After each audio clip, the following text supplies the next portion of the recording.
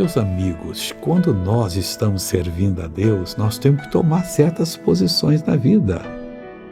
Às vezes nós estamos no caminho de Deus, que é o caminho reto. Mas que posição que eu tenho que tomar?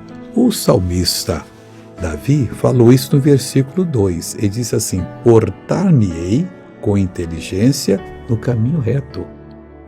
No caminho reto, nós não podemos portar assim como se fossem pessoas nécias, pessoas que faltam alguma coisinha para poder viver bem. Não, nós temos que prestar atenção.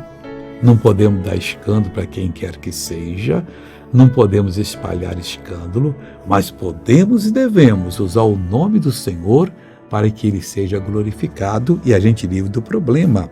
Aí o salmista Davi diz assim: quando virás a mim? Ele esperava que Deus o visitasse. Você já esperou algum dia? Já foi para o culto? Hoje Deus vai falar comigo. Começa a fazer isso que você vai ver como você vai melhorar.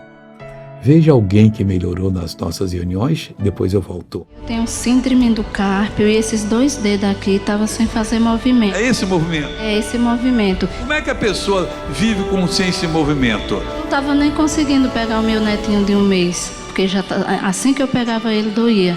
E também a artrose, que esse osso aqui estava alto, que criou até um calo, e eu fui curada agora.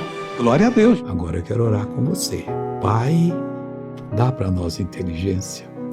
Ensina-nos a portarmos com sabedoria no caminho reto, o teu caminho. E Deus, nós estamos aguardando o Senhor, hein? Pai, faça surpresa para nós e nós te agradecemos em nome de Jesus. Amém. Bom dia.